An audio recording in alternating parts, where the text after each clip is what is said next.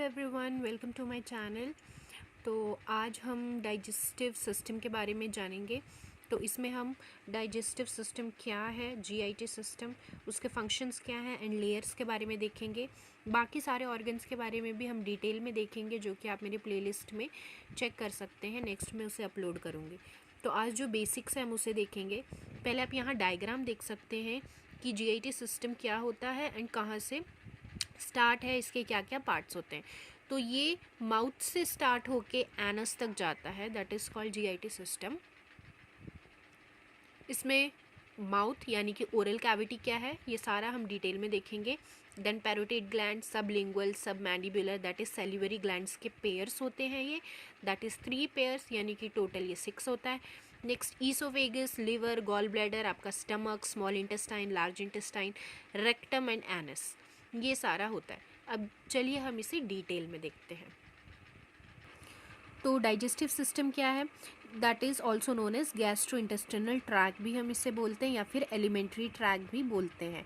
और इसका एक और नाम होता है, that is primary digestive organ, क्योंकि यहाँ पे मेनली डाइजेस्टिव प्रोसेस चलता है। फूड को डाइजेशन कैसे होता है, ये सब होता है, इसीलिए हम इसको प्राइमरी डाइजेस्टिव ऑर्गन्स भी बोलते हैं। तो ये मेनली इसमें 2 ग्रुप्स में ये डिवाइड है। First is GIT, next is accessory digestive organ. Accessory के मतलब होता है कि दूसरे बाकी ऐसे बॉडी पार्ट्स जो कि हमारा डाइजेशन में हेल्प करता है। तो चलिए हम देखते हैं। ये मैं आपको नर्सिंग के जो कॉम्पिटिटिव एग्ज़ाम्स होते हैं उसके पॉइंट ऑफ व्यू से जो इम्पोर्टेंट क्वेश्चंस आते हैं वो सारा इसमें बताने वाली हूँ, एमसीक्यूज़। एंड आपके जो नर्सिंग लेक्चर्स होते हैं, यानी कि नर्सिंग एग्ज़ाम्स में आप थ्योरी भी इसमें से लिख सकते हैं, ठीक है। तो जीआईटी का हम देखते हैं, the organ where actual digestion takes place is called primary digestive organ. जहाँ पे मेनली डाइजेशन टेक्स प्लेस करता है उसको हम बोलते हैं प्राइमरी डाइजेस्टिव ऑर्गन, यानी कि जीआईटी। जीआईटी मेनली क्वेश्चन पूछा जाता है इसकी लेंथ क्या होती है, और जीआईटी कहाँ से कहाँ स्टार्ट होता है। GIT starts from mouth and ends with anus. Mouth से लेके जो आपका एनस पार्ट है, जो मैंने आपको डायग्राम में दिखाया, वो पूरा जीआईटी कहलाता है, ठीक है। तो ये 5 to 7 मीटर का होता है, ठीक है। एंड फीट्स में ये 23 to 26 फीट का होता है। तो जो जीआईटी की लेंथ होती है वो डेड ह्यूमन में अगर माना जाए तो वो 7 to 9 मीटर्स की हो जाती है। लिविंग में ये 5 to 7 मीटर का होता है, क्योंकि जो इसके मसल्स होते हैं वो पूरे कॉन्ट्रैक्टेड स्टेट में होते हैं। कॉन्ट्रैक्टेड का मतलब होता है सिकुड़े हुए, ठीक है। इसीलिए क्योंकि फंक्शन सारे होते हैं, है ना।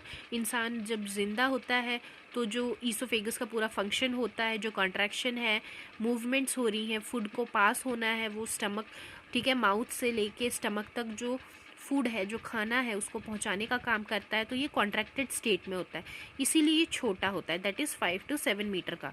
बट जब डेड हो जाता है, जब कोई ह्यूमन बीइंग डेड हो जाती है, तो वो क्या होता है, पूरी जो मसल्स होती है वो रिलैक्स्ड स्टेट में हो जाती है, वो पूरी लूज़ हो जाती है, इसीलिए उसका लेंथ बढ़ जाता है एंड वो इंक्रीज़ होकर 7 to 9 मीटर्स का हो जाता है। तो अगर एमसीक्यू पूछा जाए कि मेनली जीआईटी की लेंथ क्या होती है, तो दैट इज़ आप लिख सकते हैं, अगर ऑप्शन में है 7 to 9, कभी कभी 7 to 9 दे दिया जाता है, तो आप 7 to 9 लिख दीजिए, और या फिर 23 to 26 फीट, ठीक है। Next accessory organs. Accessory organ जो होती है, जो कि फूड को डाइजेस्ट करने में जो कि बाकी पार्ट्स हेल्प करती है, that is teeth, tongue, salivary gland, pancreas, liver, gall bladder and बहुत सारे अदर ऑर्गन्स। टीथ जैसे कि क्या है, क्रशिंग हो गया, कटिंग हो गया, ग्राइंडिंग हो गया, इसमें हेल्प करता है। अगर फूड को तोड़ेंगे ही नहीं तो क्या डायरेक्ट खाते ही वो डाइजेस्ट हो जाता है? क्या हमारे माउथ में ही डाइजेस्ट हो जाता है? टंग का क्या कोई रोल ही नहीं है? अगर इन सब का कोई रोल नहीं होता तो ये दिया ही क्यों होता भगवान ने हमें।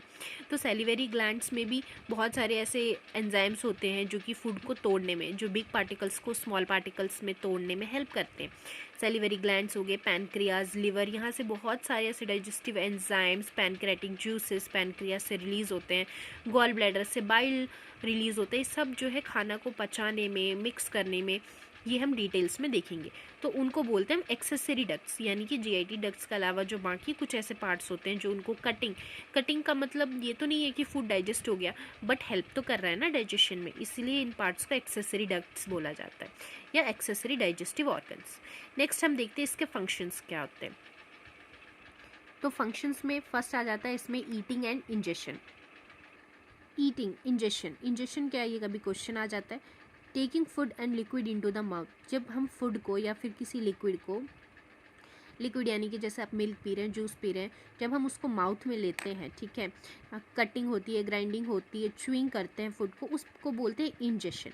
सिक्रीशन का मतलब जीआईटी में जब बहुत सारे जैसे 7 लीटर्स ऑफ वाटर है, एसिड, बफर्स, एंजाइम, बहुत सारे मेटाबॉलिक प्रोसेसेस टेक्स प्लेस करते हैं, तो उसको बोलते हैं सिक्रीशन।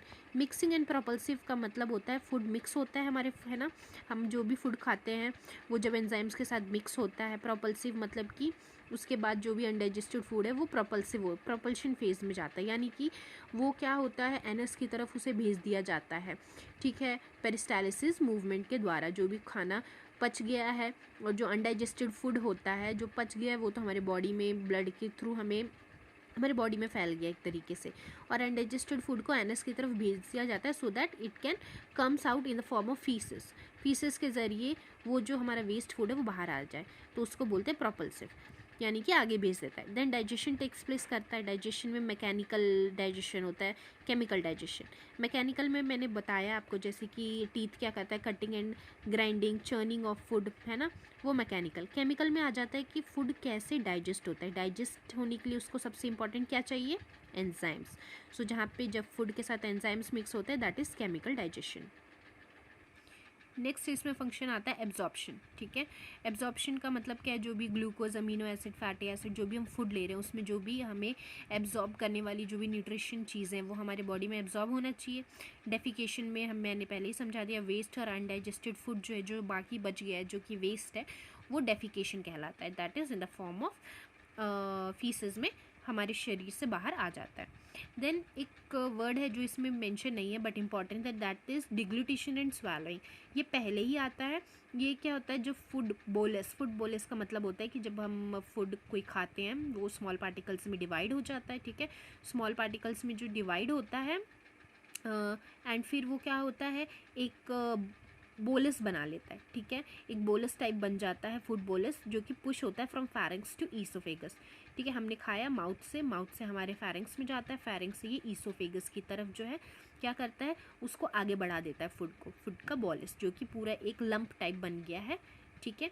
उसमें बहुत सारे एमाइलेस, पिटाइले, है ना, जो भी एंजाइम्स होते हैं सेलिवरी, वो हम देखेंगे अभी डिटेल में, उनके साथ मिक्स होकर एक फूड बोलस बनता है, एक लंप टाइप बनता है, उसका ग्रुप बन जाता है एंड वो पूरा का पूरा फूड जो है फिर हमारे फैरिंक्स से ईसोफेगस में जाता है।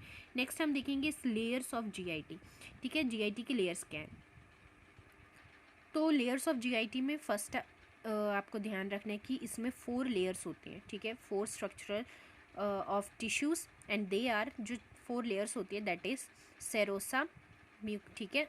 एंड इसको मैं आपको एक ट्रिक बता देती हूँ, आप याद रख सकते हैं। एस एम मैंने कॉर्नर में मेंशन की है, जिसको आप बोल सकते हैं सेरोसा, देन मस्कुलरिस या मस्कुलर लेयर, देन थर्ड सब mucosa and last is mucosa layer, ठीक है। इसका नाम याद रखने के लिए एस एम आप याद रख सकते हैं।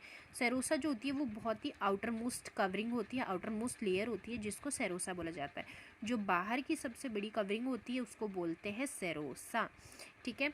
नेक्स्ट जो कि किसको कवर करती है, फैरिंक्स, ईसोफेगस, थोरैसिक कैविटी है। थोरैसिक मतलब चेस्ट को कवर करती है सबको। तो जो हमारे आउटर लेयर होती है जीआईटी सिस्टम की उसको सेरोसा बोलते हैं, ठीक है। जब serosa is a superficial layer of the GIT, ठीक है, बाहर वाली लेयर होती है। In the abdominopelvic cavity, जो हमारे एब्डोमिन रीजन होता है, पेल्विक कैविटी होता है और एब्डोमिन कैविटी होता है, उसकी सारी बाहर वाली लेयर को बोला जाता है पेरिटोनियम। सेरोसा उसको कवर करती है जीआईटी सिस्टम को। उसमें क्या कवर होता है, abdominal and pelvic cavity, which is called, उसकी लेयर को क्या बोला जाता है, पेरिटोनियम। तो पेरिटोनियम क्या होती है, largest serous membrane of the body. ये क्वेश्चन पूछा जाता है, लार्जेस्ट सेरस मेम्ब्रेन क्या है, सबसे बड़ी सेरस मेम्ब्रेन कौन सी होती है, लेयर कौन सी होती है बॉडी की, तो आप उसमें बोलेंगे पेरिटोनियम, क्योंकि पेरिटोनियम के अंदर बहुत सारे ऑर्गन्स आते हैं जो कि एब्डोमिनल और पेल्विक कैविटी में लाई करते हैं, ठीक है। तो पेरिटोनियम में भी 2 लेयर्स आ जाती हैं, यानी कि आपके सेरस में 2 लेयर आती हैं फिर से, parietal layer and visceral layer. Parietal layer क्या होती है, पैराइटल लेयर होती है आउटर लेयर, जो कि लाइन करती है एब्डोमिनल वॉल को। जो सबसे बाहर वाली लेयर होगी ना, जो एब्डोमिनल वॉल की तरफ होगी, कवर करेगी, उसको पैराइटल लेयर बोलते हैं। एंड एक होती है विसरल लेयर, जो कि सारे ऑर्गन्स को कवर करती है। तो ऑर्गन्स को जो कवर करती है ना, वो उसको विसरल लेयर बोला जाता है। और ऑर्गन्स के बाहर भी एक झिल्ली टाइप होती है, ठीक है, एक पतली सी कवरिंग होती है, जिसको बोला जाता है पैराइटल लेयर। इन दोनों के बीच में थोड़ा सा गैप एंड फ्लूइड भी प्रेजेंट होता है। वो इसीलिए प्रेजेंट होता है ताकि इन दोनों के बीच में ना, यानी कि जो हमारा ऑर्गन, जो भी अंदर ऑर्गन्स प्रेजेंट है, जैसे किडनी है, ठीक है, स्टमक है, पैनक्रियाज है, ये एक दूसरे से रब ना हो, ठीक है, इनके बीच में फ्रिक्शन ना हो। एक दोनों से अगर ये घिसेंगे तो क्या होगा, बहुत सारे कॉन्सिक्वेंसेस हो सकते हैं। इसीलिए ये वॉल से एक दूसरे से घिसे ना, इनके बीच में एक फ्लूइड प्रेजेंट होता है। और चलिए मैं आपको नेक्स्ट दिखाती हूँ। तो यहाँ मैंने विसरल लेयर बता दिया आपको। तो एक फ्लूइड प्रेजेंट रहता है टू प्रिवेंट द फ्रिक्शन, ताकि इनके बीच में कोई रबिंग ना हो, ठीक है। देन जब बट एक अमाउंट होता है इसका प्रेजेंट होने का, बट जब यही फ्लूइड बहुत ज़्यादा मात्रा में पाई जाती है तो उसको बोला जाता है एसाइट। वो कंडीशन को बोला जाता है a side, which is abnormal condition. ये एक abnormal condition. So accumulation of several litres of fluid, अगर बहुत सारे अमाउंट में बहुत ज़्यादा लीटर का फ्लूइड प्रेजेंट होगा पेरिटोनियम में या पेरिटोनियल कैविटी में, तो उसको एसाइड बोलेंगे। बट जब यही एक्यूमुलेशन ऑफ एयर होता है, बहुत ज़्यादा एयर जो एक्यूमुलेट हो जाता है हमारे पेरिटोनियल कैविटी में, उसको बोलते हैं न्यूमोपेरिटोनियम, ठीक है, जो कि फ्लैचुलेंस की फॉर्म में बाहर आता है, ठीक है। अब एक टर्म आपको याद रखना है, एक होता है रेट्रोपेरिटोनियल ऑर्गन। रेट्रोपेरिटोनियल ऑर्गन क्या होता है, जो कि अब हमने पढ़ा पेरिटोनियम, ठीक है, एक पेरिटोनियम होती है, आउटर कवरिंग होती है। तो पेरिटोनियम एक कैविटी होती है जिसके अंदर बहुत सारे ऑर्गन्स होते हैं। बट ऐसे कुछ ऑर्गन्स होते हैं जो पेरिटोनियम में होता है, और एक कुछ ऑर्गन्स ऐसे होते हैं जो पेरिटोनियम के पीछे होते हैं। तो ये भी एक क्वेश्चन पूछ लिया जाता है कि ऐसे कौन से ऑर्गन्स हैं जो रेट्रोपेरिटोनियल ऑर्गन के पीछे होते हैं। तो आप क्या कर सकते हैं इसमें, एस पी के एस ऐसे ध्यान रख सकते हैं। अगर ज़रूरी नहीं है ऐसे जो मैंने लिखा है वैसे ही आपको पढ़ना है, जस्ट मैंने याद रखने के लिए आपको ईजी के लिए कोशिश की है ऐसे बताने का। पी के मूवी होती है ना, तो वैसे, और फर्स्ट और लास्ट में आपको एस लगा देना है। तो रेट्रोपेरिटोनियल ऑर्गन्स कौन कौन से होते हैं, kidney, suprarenal gland, pancreas and spleen, जो कि हमने पेरिटोनियम पढ़ा। पेरिटोनियम के पीछे जो ऑर्गन्स पाए जाते हैं उसको रेट्रोपेरिटोनियल ऑर्गन बोलते हैं, जो कि 4 है, ठीक है। एसाइड्स क्या है, जब बहुत ज़्यादा फ्लूइड एक्यूमुलेट जमा हो जाती है उसको एसाइड बोलते हैं। अगर गैस या एयर जमा हो जाती है तो उसको न्यूमोपेरिटोनियम बोलते हैं। तो ये सबसे आउटर लेयर की बात की गई है। आई होप आपको समझ आया होगा। बाहर वाली लेयर को सेरस मेम्ब्रेन बोलते हैं। इसमें भी 2 टाइप्स आ जाते हैं, ठीक है, पैराइटल एंड विसरल। नेक्स्ट आता है मस्कुलर लेयर, ठीक है। तो ये आ जाता है मस्कुलर लेयर। मस्कुलर लेयर में स्केलेटन मसल्स होते हैं जो कि वॉलेंट्री होते हैं, एंड स्मूथ मसल से ये बने होते हैं। एक्सेप्ट स्टमक, हमने जो भी जीआईटी के पार्ट्स पढ़े ना, GIT from mouth to anus, सबके 2-2 लेयर होते हैं, बट एक्सेप्ट स्टमक, क्योंकि स्टमक के 3 लेयर होते हैं। मस्कुलर लेयर जो होता है इसमें भी ये फिर अगेन 2 लेयर्स में डिवाइड होता है, दैट इज़ एल एंड सी। यहाँ मैंने एक डायग्राम बनाया है, एक बॉक्स और उसके अंदर एक सर्कल, यानी कि जो आउटर लेयर होती है, स्टमक में भी एक लेयर होती है जो कि बाहर वाली लेयर लॉन्गिट्यूडनल होती है, उसके अंदर एक सर्कुलर लेयर पाई जाती है, ठीक है। ये कहाँ होती है मस्कुलर लेयर, ये जीआईटी की लेयर होती है। बट एक्सेप्ट स्टमक, आपको ध्यान रखना है, स्टमक में 2 लेयर नहीं होती, 3 होती है। ये एल और सी मैंने पढ़ा, हमने पढ़ लिया, ठीक है, लॉन्गिट्यूडनल और सर्कुलर। सर्कुलर के अंदर भी एक मसल होती है जो कि टेढ़ी मेढ़ी टाइप की होती है, उसको ऑब्लिक आप समझ लीजिए, उसको ऑब्लिक बोलते हैं। तो स्टमक में कितने लेयर्स होते हैं, 3, oblique, circular and longitudinal. But बाकियों में कितने होते हैं, सिर्फ 2 layer, that is longitudinal and circular. जब हम खाना खाते हैं माउथ से, है ना, ईसोफेगस में जाता है, स्टमक में जाता है, तो उसमें मिक्सिंग होती है एंड प्रोपल्शन होता है। मिक्सिंग मतलब फूड मिक्स होते हैं, बहुत सारे डाइजेस्टिव एंजाइम्स होते हैं जो कि हम आगे वाली क्लासेस में देखेंगे। उनके साथ जब मिक्स होते हैं प्रोपल्सिव, यानी तो कौन से, उसमें एक आप समझ लीजिए मिक्सी है ना, मिक्सी है, जार है, ग्राइंडर है, उसमें अपने खाना दे दिया, जब उसको मिक्स कर रहे हैं, ऑन कर रहे हैं, तो वो सर्कुलर फॉर्म में घूम रहा है। वैसे ही एक ग्राइंडिंग होती है, मिक्सिंग होती है फूड की हमारे स्टमक में, वैसे ही घुल मिलता है। तो वो जो मूवमेंट होती है, जिस मूवमेंट में वो घूम रहा है, उस मूवमेंट को पेरिस्टालिसिस बोलते हैं, ठीक है। तो पेरिस्टालिसिस कहाँ होता है, मस्कुलर लेयर में की जाती है। मस्कुलर लेयर जो है पेरिस्टालिसिस मूवमेंट करने में हेल्प करता है, that is muscles. Then between this layer इसमें भी कुछ नर्व टिश्यूज पाए जाते हैं जिसको बोलते हैं माइंट्रिक प्लेक्सस या फिर ऑर्बिक प्लेक्सस। एंड इसमें बैंड्स ऑफ सर्कुलर मसल्स होते हैं जिसको कुछ स्पिंक्टर बोला जाता है। तो आइए यहाँ पे देखते हैं, मैंने एक डायग्राम बनाया है। बाहर वाली लेयर को सेरोसा बोलते हैं, उसके अंदर मस्कुलरिस, उसके अंदर आ जाता है सब म्यूकोसा, सबसे अंदर वाली लेयर को म्यूकोसा बोला जाता है एंड उसके अंदर एक ल्यूमेन पाया जाता है। ठीक है, तो यहाँ पे आपने देख लिया कि स्टमक का क्या क्या है मेन, इसमें मस्कुलर में इसके 2 लेयर्स हो गए। ठीक है, बस स्टमक को छोड़ के बाकी सब में 2 लेयर होते हैं, स्टमक में 3 लेयर पाए जाते हैं एंड ये पेरिस्टालिसिस करता है एंड इसमें कुछ नर्व टिश्यूज पाए जाते हैं जो नर्व सप्लाई करता है स्टमक को, that is myenteric plexus. Myenteric plexus कहाँ पाया जाता है, तो मस्कुलर लेयर में। नेक्स्ट सब म्यूकोसा, सब म्यूकोसा लेयर जो होता है कनेक्टिव टिश्यूज से बने होते हैं। ठीक है, ये म्यूकोसा एंड मस्कुलरिस लेयर जो होता है उसके बीच में होता है, इसलिए इनको जोड़ने का काम करता है, except mouth and pharynx, but mouth and pharynx में ये जोड़ता नहीं है। नेक्स्ट आ जाता है, इसमें भी कुछ नेटवर्क ऑफ न्यूरॉन्स होते हैं। कौन से न्यूरॉन्स, सब म्यूकोसल प्लेक्सस, जिसको क्या बोला जाता है, मिजनरी प्लेक्सस।